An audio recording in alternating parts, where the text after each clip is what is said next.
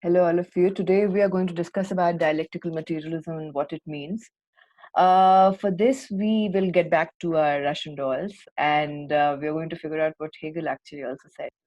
Start with the idea of Hegelian idealism was that because of the alienation with God, if you have alienation with God, the Geist or the mind of God, what happens is there is a certain kind of thesis, antithesis, and synthesis that keeps on happening at three levels. These levels are first the level of human being, individual. The second is the level of the state, and the third is the level of absolute spirit or the Geist in itself. So when we understood, how did we understand Hegelian idealism of dialectics, the entire idea of thesis, antithesis, and synthesis, we figured out that it goes on something like this, that here is the human being, right? Here it is you. And you have a contradiction inside of you because of, and this is what Hegel will say, that have a contradiction inside of you because you are alienated by God. There is a subject object difference between you and God, obviously, because you have your own boundaries and limitations as a human being, which God supposedly doesn't have, and He's larger and bigger than you. So here is the first human being, and at the level of the human being, you can have the confrontation between sense consciousness and self consciousness. So what is sense consciousness? When you are aware about your reality and whatever you're able to think according to the basis of your five senses, or if in case you have six, then six. So according to your five senses, whatever the reality is, it is very superficial and you're not able to understand the world and the reality of it. And in contradiction, that is a thesis.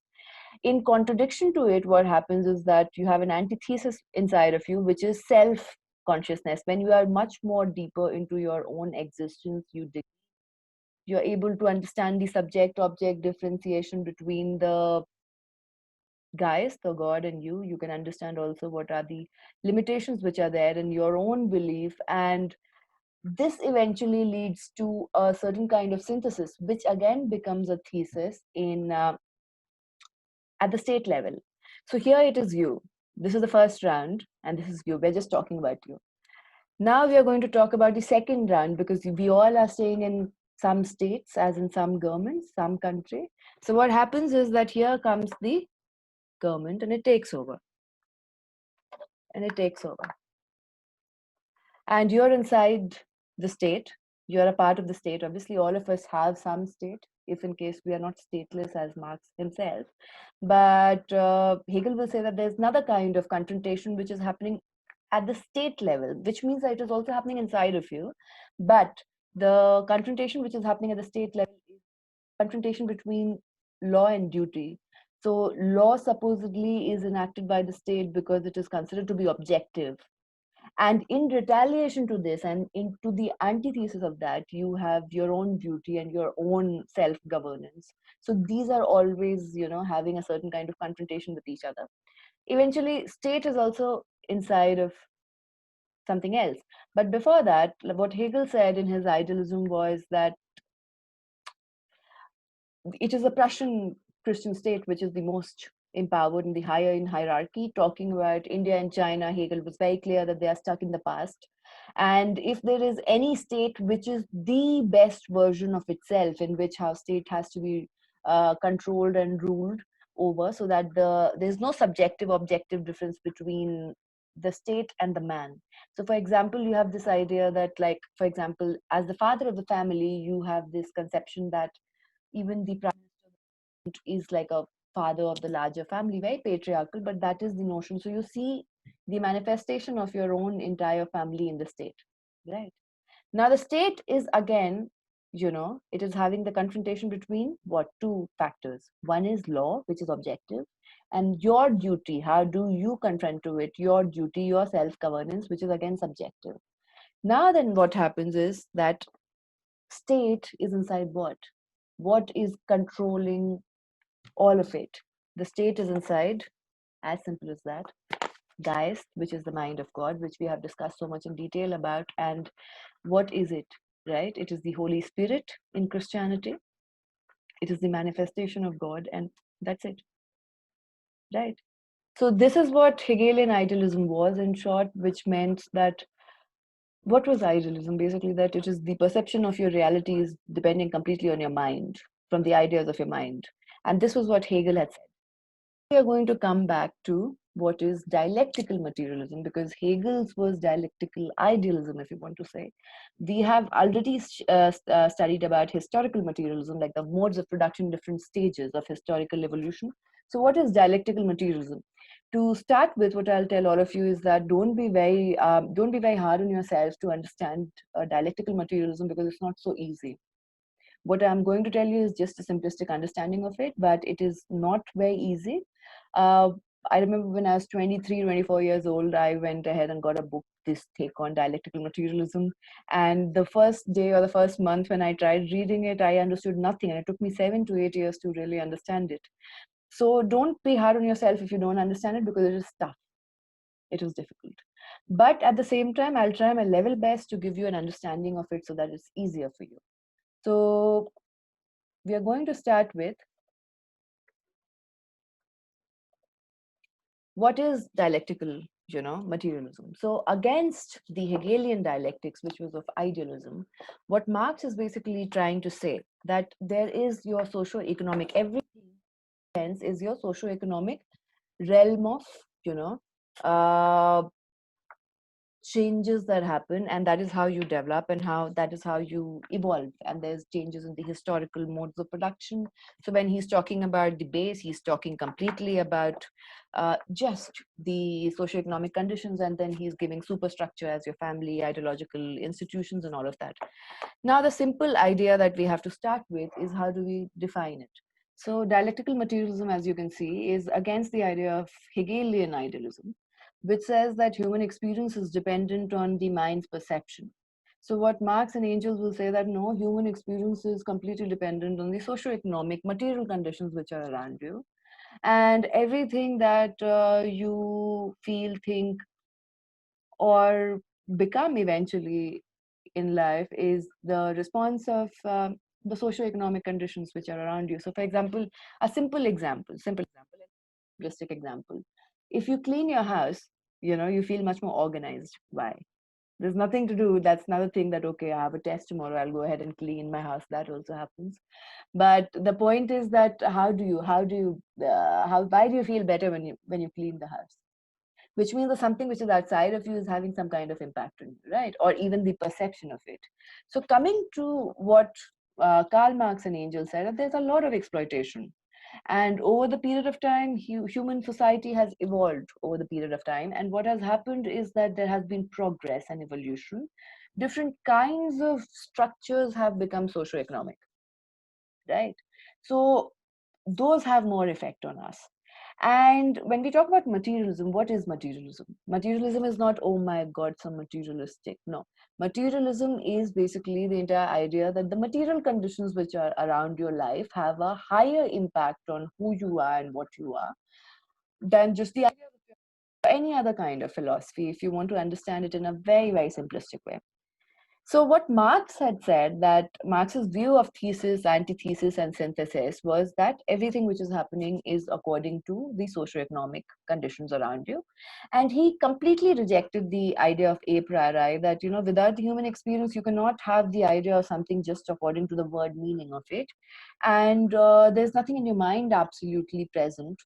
So you cannot have anything a priori. Before experiencing the experience, you cannot have any other kind of knowledge about it. He said that interrelations, development, and transformation of socioeconomic relations happen within the structure of thesis, antithesis, and synthesis, which I'll tell you how. And he also said that men make their own history, but they do not make it as they please. Right? Now, if you're a capitalist, you'll give more importance to, I have more power over, I can control what is happening inside of me and around me. But what Marx believes, because this is a philosophical concept of dialectical materialism, they say that men make their own history, but they do not make it as they please. They do not make it under self-selected circumstances, but under circumstances existing already, given and transmitted from the past. The tradition of all dead generations weighs like a nightmare on the brains of the living. So what does it mean? It's a very deep statement. So two things. The first is that generation rise, if you look, so the kind of life, the kind of choices, the kind of economic social conditions that your grandparents and parents have had. A part of that is your decisions in life are also somehow dependent on it. I'm not just saying in terms of career that you are becoming what is the generational career, but also the kind of life that you live in, the perception of life that you have, the perception of family that you would have, the perception of for the perception of ethics that you would have, and many other things. So what they are saying basically is this, that you don't really have a choice in living your life. Not that there's destiny, but you can't really change your socioeconomic conditions a lot. Now, say for example, in the Black Rights Movement in US, over the period of so many years, like 200, 300 years, a little bit of empowerment has taken place, but not in totality. Why? If human beings have more power, then why can't every generation be completely different from the other, and much more accomplished, much more successful if they have that power? And the second is that think about it. So for example, when I give you a canvas to paint, right, when I give you a canvas to paint, you have to paint inside. You can't paint on thin air, right? आप हवा में कैसे paint करेंगे? So in the same way, when you get human life, right, you have given a certain kind of life, which is like a canvas which has been predestined, and you have to live your life accordingly, right? And you can't live outside of it. So it's very difficult to think out of the box and have a perception of life. How can you have a perception of life if you have no example of it, or no idea that there is a certain kind, there has to be some kind of inspiration, right? Or some kind of belief that a better kind of life exists. But it's just like painting. How can you paint outside the canvas? You can paint on a different canvas, but eventually that is also canvas. You can paint on a wall, but that is a larger canvas. But that is how it is. So that is basically the idea of dialectical materialism. So how are we going to understand it, right? We have understood in historical modes of production which evolved over the period of time, and that is the ultimate, the ultimate period is communism. For that, the most liberation phase where the history ends. So what is it? Karl Marx and Engels said, when they were getting inspired by ancient society of Morgan, they said that initially when human beings started, they started with a matrilineal society in primitive communism, when you had tribal society, everyone was working or eating or surviving or consuming immediately according to whatever their hands were able to accomplish. There was no agriculture or domestication as such of animals, and it was a much more fluid society, right? Why was it communism? Why is the term communism used over there? The term communism is used over there because there was no class, no money, no state. As simple as that, which is given the definition of. So basically, what happens is that after primitive communism, you have ancient mode of production when you have slavery and you have this division of labor in the family. There's a family structure that emerges. It might not be the family structure that we are in right now, but a certain idea of family structure emerges. And then eventually, what happens is that there's a certain kind of domestication that happens, and slavery that happens in this ancient mode of production. There is the evolution of agriculture, there's evolution of many other forms of survival apart from agriculture, also animal domestication also. So people started having this idea of private property to a certain extent. Then what happens is a third phase which comes is over feudalism, when you have this class hierarchy, when you have the king and the clergy and the bank merchants, and eventually second last, the least important are the peasants or the farmers. So that was a feudal setup. Now it gave you the idea of class in a structured way, right?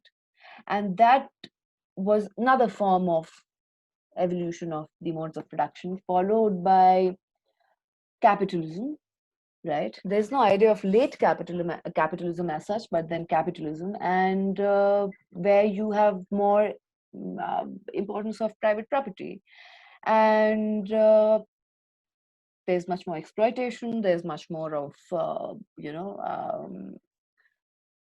every other part of, like, the worst part of socioeconomic conditions controlling over you is capitalism. There's monopoly, there's bureaucracy of that, there's corruption, there's so many other negative effects of profit making becomes the incentive when you have to earn more money and more business and more the objective value of whatever you are, or objective value becomes in terms of what package you're earning or what money you have.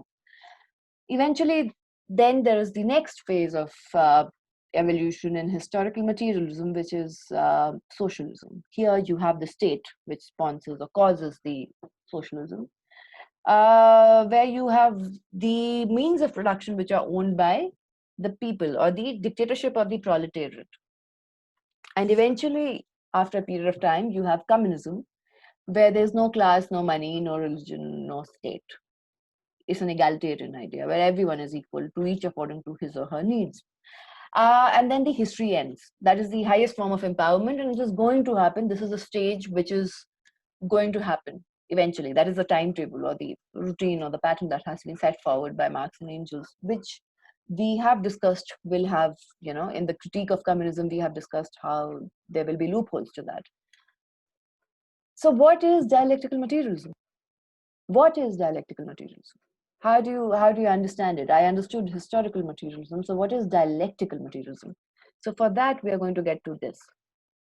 And I'm going to increase the size of it so that you can see it. So you see between space and time, there is this entire graph that I have drawn. Now, why is space not down and time is not up? Because obviously this time is going ahead and space is something which you can't have this measurement of. So what happens is that initially you start with the primitive society, which is the thesis, right? In dialectics, you have thesis, antithesis, and synthesis. So in primitive society, you have the thesis. The antithesis of that is the idea of property of some form, be it in agriculture or be it in animal domestication, be it in division of labor, whatever. And then the synthesis that comes over is the ancient mode of production, which is the higher evolution of that form of society, because the socioeconomic have evolved. Now, we said that the final synthesis is the new thesis eventually. So when ancient mode of production come over, then that is a new thesis also, along with being a synthesis. Because then there's an internal contradiction, that there's the idea of class that comes over as the antithesis. And then eventually you have something called as feudalism, which is very hardcore in terms of class and hierarchy and everything. Feudalism is the synthesis, right? And in opposition to that, there's antithesis, when you have the emergence of factories or personal workshops where people, like, a tailor or a baker or a brewer, they're going to work. A farmer, or not farmer exactly, but at least there are personal, because you don't have factories as of now, right? So in feudalism, over the period of time, now it's not necessary that immediately there will be a change. It might take years, 50 years, 100 years, 200 years. So when feudalism has a new sense, as a new thesis starts over, then you have, over the period of time, personal space coming over, like factories. And factories, when they start, you have the inherent emergence of capitalism.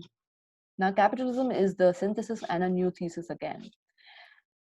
Capitalism causes inequality. You have people making a lot of profit in the high end, and then people at the down who are being exploited, or who are just wage owners and laborers.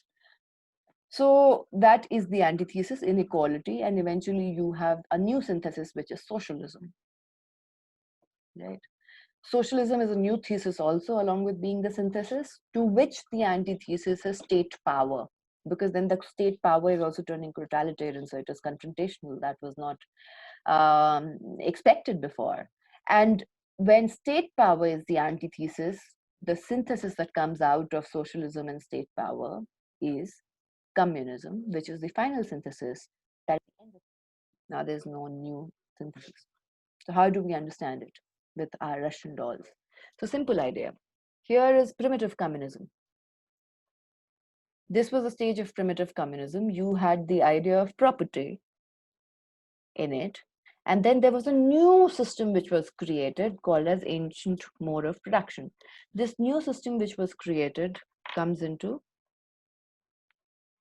another doll, Matryoshka doll, right? So this is a new stage of historical process. Now it will happen, this new stage will develop after 50 years, 200 years, 500 years, depends, right? So because the time you can see is, I have not kept it as equal, it is zigzag, to give you a very simplistic idea that you can't control the time frame on which there will be a new antithesis or synthesis. Now you have the sudden entire idea of property. This is mine, this is my animal to be domesticated, this is my land, this is my identity, whatever. And then you initially ancient mode of production. Now in ancient mode of production, once this particular stage has been reached, you're going to have an antithesis, which is the idea of class, like people organizing themselves into groups of their classes according to the socioeconomic ladder. So that then creates a new kind of confrontation. The confrontation here is the idea of class, and it will create a new society or a new historical, socio-economic society, which is feudalism. Now, this is the synthesis. Now, just of the act of it being created, right?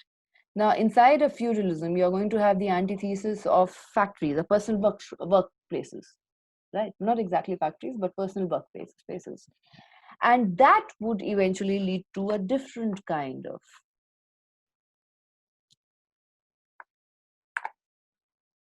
social structure, which is called as capitalism. Capitalism is going to have inequality, which will be the antithesis. It will create the synthesis of socialism, where it is stateless, but you have the idea of money and, you know, uh, at least money as the idea is there, state as the idea is there. You have no idea of private property or ownership, right? So what is happening here, that this is going to eventually lead to another kind of structure, another kind of synthesis, and another kind of reaction to it, which is that the state power as a totalitarian state, or how the state is going to work, or how egalitarian it has to be, that will become the new antithesis, and this is going to fit into the final end, which is communism. So here there's no idea of state, no idea of property, no idea of identity, no idea of religion, no idea of money. Can you imagine living like that? But that is what communism is. So that is a utopia, what we are trying to say. Now, a couple of things that you have to understand from this is dialectical materialism. So a couple of things that you have to understand from this. The first one is this, that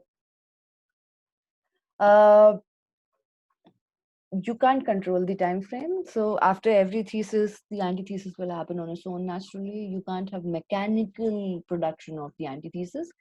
And after every antithesis, you'll have a synthesis, and then eventually that is the process that goes on forever. Dialectical materialism also has a lot of detailing. So whatever I've taught you is a very simplistic understanding of it. But now you, at least in simple terms, will know what it is, right? And eventually, what is dialectical materialism trying to infer to? It is trying to infer to you that yes, this thesis, antithesis, synthesis is happening because of alienation, right? Like Hegel said, but this is not from God, because we believe that religion is the opium of the masses. This alienation is because of the material conditions which are around you, which will continuously, they are created in such a way that they are going to create conflict. You're going to have an antithesis, and you're going to have a synthesis. So you don't create it, it happens naturally on its own. It's a very natural process. There's no human interference, mechanical or intentional, involved. That is how history moves forward. And all of this, what is? So when Hegel was telling about idealism, dialectical idealism, he was talking about where is all this change happening? Where is all this change happening? All that change is happening in the mind of God, right? So what Karl Marx is saying, all this is happening in your socio-economic relations and the material conditions which are inside of you and which are outside of you, right? And this is how these changes are period of time being made.